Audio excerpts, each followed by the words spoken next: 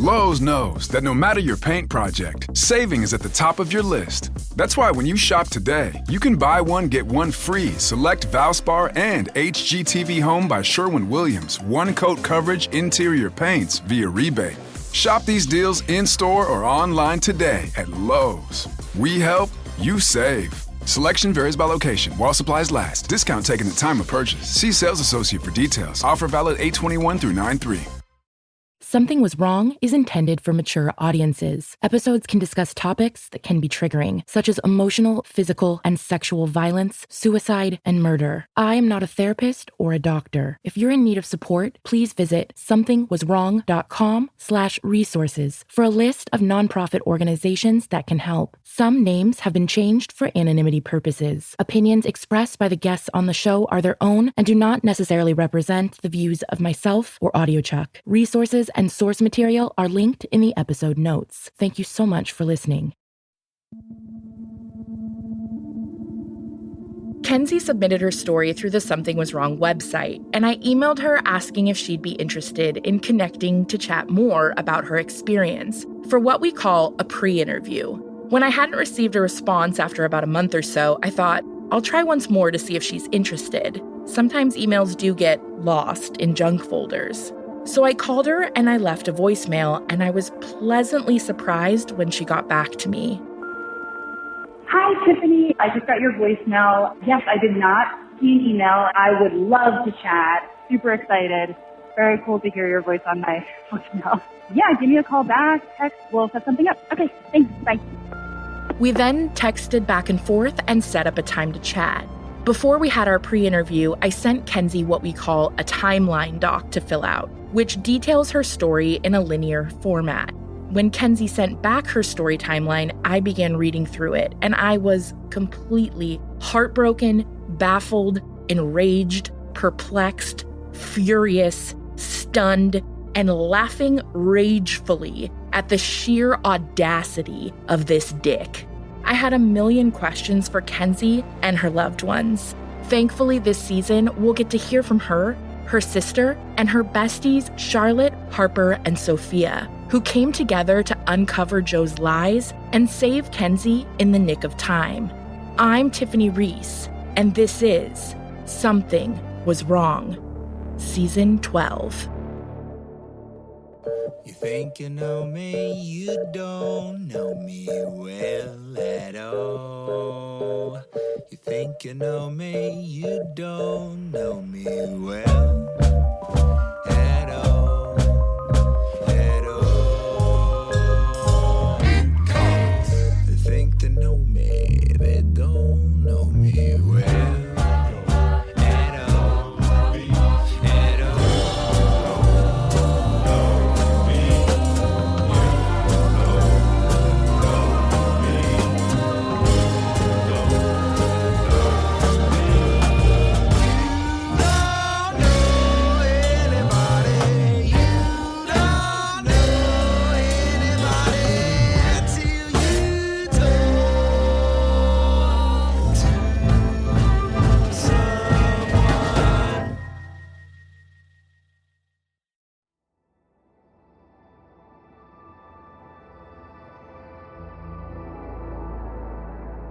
Hi, I'm Sophia. I've been friends with Kenzie for, 8 years, or maybe more.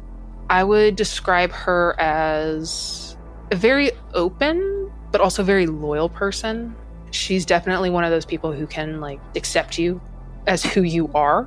And I always joke with her that her being so trusting is one of her best and worst qualities, because she just kind of takes people for who they are and doesn't really demand you to be something that you're not.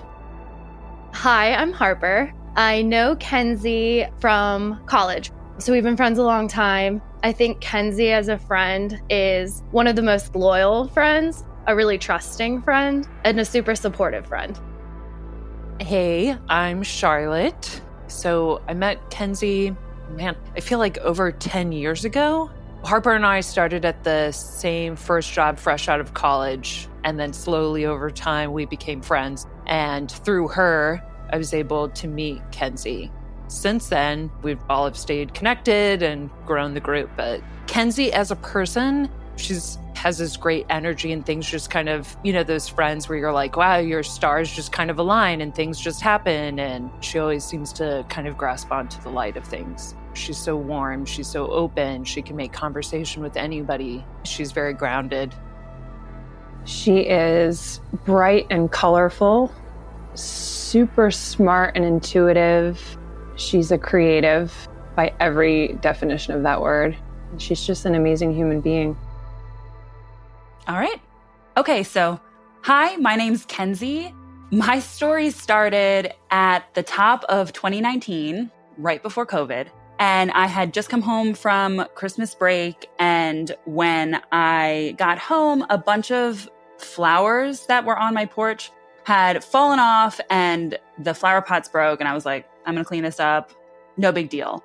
Well, in the process, I sliced my hand really badly and I needed stitches. And I was so frustrated that, after just coming out of the holidays, money was tight, my health insurance wasn't great, and I decided that I needed to do some sort of side job or a side hustle to bring in a little bit of extra money, which is something that I did a lot. I went online, I was looking at some job websites, I came across a PA/nanny position, which I work in the industry, so I was really familiar with the PA part of it that was, working in television and having to set up just things within film. And then the other half of it was being a nanny for a little girl part-time. And I had done a lot of work with kids. I was really comfortable. And the pay for this job was insane, which definitely at the time I thought, oh, maybe this is too good to be true. It just so happened that one of my closest friends, her college roommate, was a nanny for a celebrity at the time. And I was like, hey, can you reach out and find out how much she makes? Because I want to see if these numbers line up. She got back to me and within a couple hours, and the numbers were exactly the same. So I was like, okay, so maybe this is just somebody who is well off and works in the film industry and that this is a real job. I send my resume, I send some information about me, some photos, and within about a day, I heard back from the poster's assistant, whose name was Stephanie. And Stephanie was really great. She gave me a little bit of information that she was representing her employer, who was a young producer in the industry. He was a single father, and he was looking for somebody to come and help with his 4-year-old daughter, Ruth, and to help in between having Ruth with setting up meetings and setting up things for his job. We had a pretty good rapport, Stephanie and I. We emailed a couple times back and forth. I learned that Stephanie, she had been working for this man for about 4 years, which I was like, that's a really good sign. He obviously takes good care of his employees. And that she was leaving to move out to LA, that he had gotten her a job on a sitcom, a small job, and that she was kind of trying to let her acting career go off. And so that's why she was leaving. She was like, he was really great to me, really kind. I have nothing bad to say about him. And I was like, okay, that's great. I gave her my cell phone number. She and I texted a little bit as well. And she was like, it's you and 3 other girls that really seem to have exactly what we're looking for. So we're going to start setting up interviews with you guys. And in the meantime, here is my employer's number. You can contact him. He needs to get a feel for you too, because you're going to be working side by side with him. So that's really important. I got the number and I was like, do I just text him? Isn't he busy? And she was like, well, this is important. This is his daughter. So don't worry about it. I texted him and he messaged back, very cold, very quick to respond. His response was hello, how are you? Totally opposite of what I was expecting, because Stephanie was such high energy and he was very closed off. And I'm a pretty high energy person. I can speak a lot. I really want this job. So I'm going to just talk a lot and see if I could get this guy to open up to me. She had sent me photos of him. She had sent me photos of them together at events and wine tasting and stuff. She had sent me photos of herself and she had sent me photos of him separately as well. I felt like I had a pretty good sense of the 2 people that I was talking to, which was really nice. I was asking questions about the job, about his daughter, Ruth, and trying to get information out of him. So I started speaking to Stephanie. We had a back and forth for about 3 days. She said that next week we would be setting up interviews. Then I started speaking to Joe, and him and I spoke for about 2 days before our interview was actually on the books. By the second or third day, it started to get a little friendlier. I had seen pictures of him. He was handsome. He seemed to have his life together. He was a father. I'm a big fan of that. I love kids. There was definitely flirting going on both ends. We set up our interview, but there was 2 interviews before me, and then there was 1 interview after me. The interview that went before me, Stephanie told me, went pretty well. Not perfect, but pretty well. The interview after that, the person didn't show up. Joe started texting me, and I was like, aren't you supposed to be in an interview? And he was like, oh, no, she ended up flaking. You know, that happens sometimes. What are you going to do? And he was like, so now I'm at this restaurant by myself because she didn't show up. I was like, oh, that stinks. He apparently had a couple drinks with the bartender and decided to call me. I was sitting on my couch and my phone was ringing, and I was like, oh my God, is this weird? Like, is this okay? Do I pick up? Like, what do I do? So I decided to pick up the phone, and he starts speaking. And I just remember feeling this immense comfort when I heard his voice for the first time, because I had just been text before. He starts speaking, and he has this beautiful British accent, really soft-spoken, and sounds so kind on the phone. He was like, I've had a couple drinks. I've been here. I just felt like I wanted to call you and speak to you. I don't know if that's inappropriate. I know we're kind of talking a little bit more than is professional, but I wanted to pick up the phone and call you. We had about a 10-minute conversation. It wasn't anything super long. I could hear the bar behind him. He was definitely out. It made me feel so very comfortable that now I knew when I was going to meet him that it was going to be totally fine. I felt at ease about the whole thing. It was pretty sweet and short and to the point. And he was like, okay, well, I made friends with the bartender. I'm going to go back to doing what I was doing and we'll chat later. So then I was the next day, and it was sort of thrown out there. This wasn't just an interview. This was like a interview date. I wasn't sure how I felt about it. I spoke to a bunch of my friends to get their opinions. I was like, what do you think? What do you think? The first time I heard about Joe, Kenzie sent me a text while I was at work, and she was telling me she was looking for a different job at the time. And she sent me a text saying that she was going out with this guy. I think she said something like, it's like very 50 Shades, how they started talking. I remember thinking, what do you mean? Does he have like a red room of pain? But she meant more of they were going for like a job interview. She was getting ready to Uber over there to meet him. And I remember thinking that it was kind of weird, that it was this weird date interview. Like she could leave this dinner, maybe employed or maybe dating him, which I thought was kind of funny. Did you get any red flags as her sister that it was a job posting that turned into a date? Oh, absolutely. I'm like, who is this guy and how is he going to murder my sister? Immediately, that was my thought. But it seemed to kind of like be legit. After a couple days of going back and forth with his assistant, I was feeling a little bit more comfortable about it. But that definitely initially was the red flag, that it wasn't on like care.com that he was looking for a nanny. It was on this website that's kind of known to have shady things go on. So we meet up. We decide to go downtown, just apps and some wine. Like I said, it was an interview, not an interview. But we did speak a lot about the job. What is it you're looking for? What have you had in the past? What did Stephanie provide? So on and so forth. But as we had some more wine and he's sitting in front of me, he's very handsome. We're hitting it off. And we're like, you know what? Let's let this be the date side of this. We confirmed that together. Like, absolutely. He did not make me uncomfortable. He did not say anything inappropriate. He did not touch me. He did not do anything weird. Everything felt very comfortable. From there, we were like, you know what? Let's bring this date to the next level. Let's go dancing. He loved to dance and I love to dance. I am a terrible dancer, but I will get out there. I'm zero good, but I will try my best.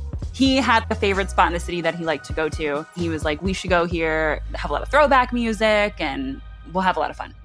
We go and we get on the dance floor and we are just having the best night. This is the best first date of my life. We're cracking up. He's a fantastic dancer. I find out that he danced professionally for 12 years and he showed it off too. I was like, okay, this is awesome. We continue the night and there was like a slow song that came on, which like I haven't danced to a slow song since prom. It was amazing that this bar even played this. We're dancing and he goes in for the kiss and it was sweet. It was short and he pulls back and he looks at me. And he says, I didn't expect that. And I was like, expect what? He goes, I didn't expect to feel a connection. I was just like melting at that point. I was like, oh my gosh. So our date ends and I go home, and the next day I am very hungover. And I decide to go to a close friend's house and tell her everything that happened. And my friends and I will send each other videos. I have another friend group where I sent them a really long video telling them about my date. And I was like, who knows? I might not hear from him again, but it was the best first date. I have to say, screw the job. The date was awesome. I heard from him right away the next day in the morning. And honestly, from there, it was pretty full speed. He was texting me good morning, texting me good night, texting me all day throughout the day, constantly asking how my day was, asking how I'm feeling. We're having great back and forth conversations. We're laughing. We're sending memes. We're hitting it off great. He sounded really cool. I mean, the fact that he was British off the bat, you're like already intrigued. The way she described him sounded a lot like he was a good fit for her. It sounded like he was super successful. Of course, the fact that he was a dad was not just appealing to her, but also to me as a mom. I have 3 kids. He sounded like a gem. I was pretty excited. Initially scared, but I was pretty excited for her after like hearing about him enough for the first couple weeks. Beginning stages, I hadn't met him quite yet at this point, but I knew that she was really excited about him. I had never seen her so excited until she had started talking about Joe. She sounded so excited, like almost like hysterically, like we would tease her. I'm like, oh, you're really into this guy. Like you're really, really into him. First impressions, I'm trying to remember how I felt. It's so hard because there's so much that's happened since, but I felt like he kind of matched her energy. It seemed like he had a very active life, and it was kind of nice to see someone who brought out something very positive out of her, accepted her, everything you want to see in a friend's new relationship. We set up a couple more dates. Our first date, we kind of went out and we got drunk and we kind of got a little crazy. The second date, I wanted it to be a little more intimate. I wanted some more FaceTime. I didn't want to be drunk. I wanted to really get to know him. So I invited him to come to my house and I said I'd cook him dinner and we can hang out. Hold on one second. I'm going to take a sip of my wine. Don't want it to make gulping noises. There's just so much. Oh my gosh, I'm already living for the details. I hope you're sitting there with popcorn.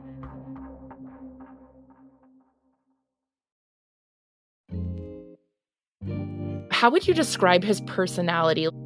When you meet him, he's pretty quiet. I almost would have said that he was shy. But then he had this way of blossoming when you'd be around him, where if you got a drink or two in him, all of a sudden this energy would come out of him and he'd start getting funny and he would start laughing and dancing. And it was very intoxicating and nice to be around. But he wasn't that way from the jump. He didn't come in like some smooth talker. He didn't come in as some guy with confidence. No way. Then he would just loosen up and he was a delight to be around. He wasn't a jerk. He was not a douchebag. I do not like douchebags at all. I very much identify as Demi, where I am attracted to somebody's personality so much. That is the driving force for me. And looks are great. I understand when something is good looking or someone is good looking. I understand that. But for me, it's personality. And if he had a bad personality, I would have been gone. If he was an asshole, I would have been gone. But he was none of those things. So it was always really nice being around him. That's how I would describe him. He was certainly a good-looking guy. Like, that was definitely there, too. But I explained this in my video to my friends. I was like, I mean, he's not like Brad Pitt, but he's attractive. He wasn't the hottest guy I've ever seen, but he was definitely attractive. And his personality was just so great. He had told me about things. So he had Ruth, his daughter. We had spoken in depth about his life and relationships and such. I started to ask about Ruth and about Ruth's mom. And he told me that he and her had known each other from college, that they were together for about 6 years and decided to separate. They fell out of love and they were still living together. And every once in a while they were still intimate and they accidentally fell pregnant with Ruth. And since they were separating, they decided to parent Ruth together and to be amicable and to work on this as best they could together, but they didn't want to be together. So he was like, I have a very good relationship with Ruth's mom, no issues there. I have Ruth half the week usually. And he had her that night, so he had to get home to her. And so he told me about that. He told me about his life growing up. that he had gotten a hockey scholarship, which is what brought him to the US, which I thought was interesting because I didn't know hockey was really big in England. His accent, I remember comparing it when I was telling people, he sounded like Tan from Queer Eye. That softness. I love Tan France. Yes, Tan France. That's how he sounded when he spoke. It was a soft British accent, and it was always so endearing. I always said to him, your voice is one of my favorite things about you. It's just so beautiful. He told me a lot about his family. He had 8 siblings. He was the oldest of 8. His mom had gotten pregnant really young with him, basically in high school. He told me his father was a famous baseball player, not a super well-known one. Like I had to actually look him up. He was British. So I looked up his dad and I remember being like, oh yeah, you're from so-and-so. Because I looked up his dad and that town was in my head. And he was like, no, I'm not from there. I'm from here. I told you that. And I was like, well, but your dad says there. And he was like, that doesn't mean that I'm from there. Early on, when he told me he was in production, he was very forward and was like, hey, just so you know, I also work in porn. I don't know if that makes you uncomfortable. Sometimes it does make people uncomfortable, and I like to be open and honest. It's so funny. I've looked back at my messages to my friends after that first date where I'm like, yeah, my only red flag, is that he said he worked in porn, but at the same time, I'm not looking my nose down at sex workers or people who work in that industry. He said it was good money and he's not in it. He just has been a producer on it and wanted me to be aware of that. That wasn't his only job. That was just something he dabbled in. And I asked him, you've never been in it, right? And he was like, no. And I was like, have you ever slept with anyone in it? And he was like, no. I never mixed work with that. We plan our second date, and I'm very nervous at this point because I really like this guy.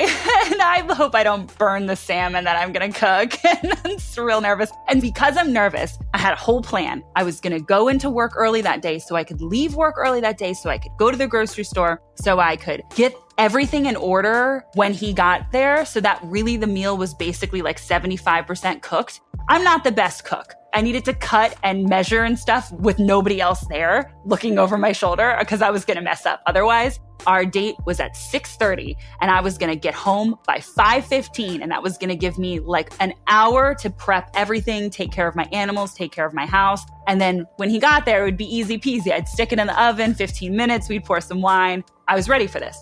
I leave work and I get home at 5:15 and he's sitting on my doorstep. And I'm like, what the heck? I'm totally frazzled. My plan is very messed up at this point. And I'm also really confused because why are you here? Why are you here an hour early? Why are you here an hour early and didn't tell me you were going to be here an hour early? Where is your car? I had a lot of questions. I pulled into my driveway really fast because I was in a rush for my own personal reasons. And he's sitting on the stoop of my house and you could see he's totally freaked out that I came home early. I get out of the car and I'm looking at him and he's looking at me and I'm like, hi. He's like, I'm so sorry to be here early. And I was like, yeah, what's up with that? He's like, well, I got out of work early and I don't usually drive to work. I usually Uber. And so it wasn't worth it for me to Uber home and then Uber here. I just Ubered straight here. And I didn't think you were going to show up right away. And I was like, yeah. He's like, didn't mean to freak you out. You do whatever you need to do and I'll just hang out. And I'm in my brain thinking that was the point of me coming home, was that I didn't want you to be hanging out while I was going to do what I needed to do. Fine. I let him in the house. I've got all my groceries in my hand. I'm totally thrown off. He is very sweet and kind. And he's like, I'm just going to sit on the couch, take care of your stuff. And I was like, okay. So you don't drive to work? He was like, I don't really drive very often. I don't like driving. And I was like, why is that? And he was like, I think probably because I grew up in England and you guys drive on the other side of the road. I don't drive a lot. I just prefer to Uber, or sometimes I'll have just a car service. Okay. So I continue making dinner and we catch up. I kind of come down from my frazzled state, and the date, it goes totally well. He didn't stay super long, only a couple hours. He had to get back to his daughter, which was fine because I was still a little thrown off. Despite Kenzie feeling a little surprised by the beginnings of their second date, she was charmed by Joe. They were pretty much in constant communication since their first date, and they had a really strong chemistry. There might have been a couple dates in between, but early on, he told me that he and his brother were going to Thailand in the next couple weeks. he wanted me to know about that because he was going to be gone for 2 weeks. And when you're in the beginning stages of dating somebody and they're going to tell you they're leaving for 2 weeks, that feels very much like a death sentence for the relationship. You're like, oh, well, this is going to obviously fizzle out. So he was like, I'm going to Thailand for 2 weeks with my brother. And I was like, oh my God, that's amazing. I spent a lot of time in Thailand. I was super excited to hear this and ask questions. And I was like, why are you going? He's like, 1, to just have some time with my brother, him and I. 2, my brother just got engaged and I bought it for him as an engagement gift. And I was like, oh my God, that was so nice of you. And he was like, yeah, well, he deserves it. We're pretty close. He kind of reassures me when I'm there, I want to still stay in touch with you if you're okay with that. And I was like, yeah, absolutely. I feel like this is going very well. I would like that. He was calling me all the time, sending photos, constantly texting. And when we did have our dates, he was very attentive to me. Just little things. For example, he saw I had a Red Bull in the fridge the night that I cooked him dinner. And so the next time he came over, he had a case of Red Bull. Oh, I see that you like Red Bull. Things like that, where he was just like really attentive to everything I was doing, my day, my job, my life. We were really moving at, I don't want to say at a fast pace, because it almost felt like a fast pace on his end. It felt like we spent a lot more time together than we did. Before Joe left on his trip to Thailand, Kenzie was confused by a text she received from him. I made a joke, and it was a funny one. I don't remember what it was, but clearly it was funny. And he laughed, and then he said, I love you. And it was in a text message. And I went, that wasn't for me. That was like for his mom or something. I messaged back and I said, was that for me? And he sent me an emoji of the guy slapping his forehead. I'm really confused. Did he just say, I love you to me? We've only been dating for like a month and a half. We've gone on like 4 actual dates, constantly in touch. Yes, but still, there was like a 30-minute pause between him slapping the face emoji and my silence where I don't know what to say. Then my phone rang and I was like, oh no. So he was calling and I picked up and he was like, I'm sorry about that. I didn't mean to freak you out, but I do feel this way. I feel this way. We're hitting it off so well. I can't help it. I had to say it. I know it's not the most romantic or best way to say it over a text message, but it's how I feel. And I was like, okay. And I didn't say it back. He was a little flustered and he was leaving the office at the time. And I heard him leaving, taking the elevator down and saying hi to people on his way out. We hang up the phone and I was just sitting there going, oh, wow. And I checked in with my emotions. Does this make me feel icky? No, it doesn't. Do I feel like I'm in love with him yet? No, I don't. Do I feel like we're hitting it off really good? Yes, I do. So I communicated back to him. I feel really good about us. I really like where we're going. I'm sorry I didn't say it back, but I definitely see me saying it back soon and in the future. And I did. I ended up saying it back within the week probably after that. So we're hitting it off. Things are good. The one thing that was bugging me was that I kept asking for proof of his job or things in his life that he was telling me, because he would be like, I'll send you over some examples of some work I'm working on or some things from set or whatever. And I get there's a lot of NDA things when you work in film. I work in film. I totally understand it's not good if you send that stuff and you get caught doing it. And even though everything was good when I was with him, he didn't have social media. He just was like, I'm not a fan. I don't like social media. And for someone being in film, I couldn't find him anywhere. And I thought that was kind of suspicious.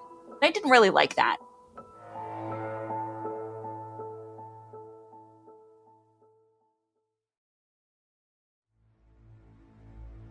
So after asking him respectfully for him to prove things to me, I decided to do some research on my own because he wasn't really providing what I was asking for.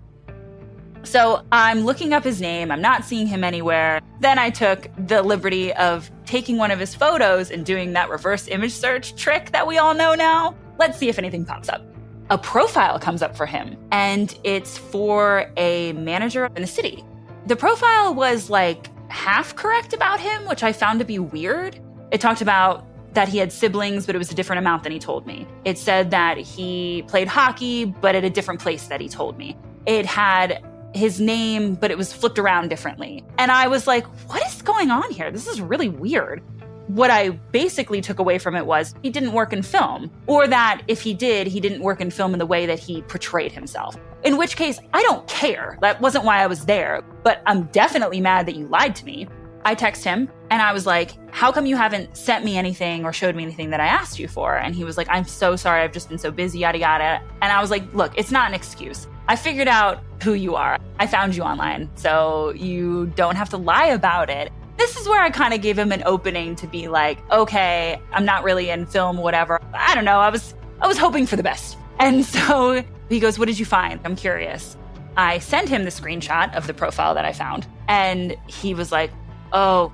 I was like, that wasn't the reaction I was expecting. I expect him to be like, okay, yeah, I, blew smoke and made it sound like I did more in film than I did, maybe. And working in film is a very fluid job. You're not always on projects a lot of times. So I could absolutely see somebody being a manager and then also working on film on the side. I wasn't too weirded out, but I was weirded out that some of the information was off. I send this to him and I'm like, what does that mean? And he's like, okay, it's a lot for me to explain. Let me come over tomorrow and I'll tell you. And at this point, no, you're not going to come over and tell me. You're going to tell me over the phone because I don't really know who you are right now. And that's kind of freaking me out. So I was like, no, you can tell me the basics of the story here. And then if we feel like we need to discuss it further in person, we can do that. But that's how I would like to move forward. And he goes, it's not that easy. It's not that simple. And I was like, okay, this guy's being real dramatic about this. And he's not really a dramatic guy from what I've seen. So he's like, it's more complicated than that. And I'm like, okay. And he was like, I can't believe you found that. And I was like, okay, why? And then he goes, I'm in WITPRO. And I was like, WITPRO? Like witness protection? And he was like, yes, I am in so much trouble that you just found my profile and that you just figured out that it was me. I'm about to go vomit. So then he apparently went and vomited out of stress and then sent me a screenshot instantly. Like after he said it to me, this was within 5 minutes. This didn't drag out. He was always very responsive. He sent me this screenshot instantly. I don't understand. At the top of it, there's the name said preacher and it said, we got some flags. Someone found your profile. We're coming over. And I was like, I don't know what I'm looking at. And he was like, this is one of the agents. And what happens is they have these faux profiles out so that the people who are looking for me and they come across one of these, it helps the agents tie back to the people who might be looking for me so that they can try to keep me safe. But it throws red flags up. And he's like, so now that you found a profile and you're talking to me and they're tracking this conversation and they're seeing that I just said to you, WITPRO, they have to come over here and talk to me. And I'm like totally overwhelmed. And this was not what I expected to hear out of his mouth at all. So I'm like, what? And he's like, I have to go and deal with this. But I would really like to speak to you in person and look you in the eyes and tell you what is happening here. Because I know this is weird. But I swear to God, this is totally true. This is more common than you think. Please just let me speak to you tomorrow. Because I'm at the place where I'm like, I'm about to never talk to you again. I'm about to cut you off. I don't want to hear from you. This is weird. And so he's like, please, please, please let me come over. The bleeding heart in me was like, he never showed any signs before this where I had any big sirens going off. So I was like, all right, I'll hear what you have to say. What is going through your head? Are you just like, what? Were you texting your friends? I had no idea what to think. It was 11 o'clock at night at this point. None of my friends are awake. I'm a night owl with my friends. My sister would be my first go-to. She goes to bed at 7 o'clock. He's coming in the morning. I went to bed that night freaking out, and I had nightmares that the government was going to show up at my front door because I knew that he was in witness protection and that they were going to have to debrief me or take me away. I didn't sleep that whole night. I had these weird lucid dreams of the government coming for me. I also sat up and was doing research all night, what to expect. So I was like, okay, so you can come over. That's next time on Something Was Wrong.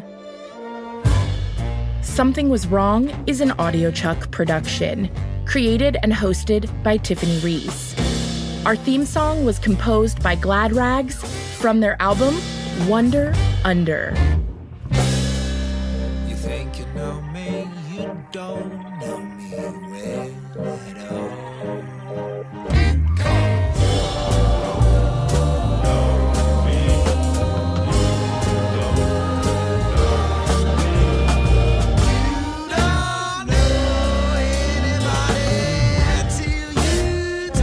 So what do you think, Chuck? Do you approve?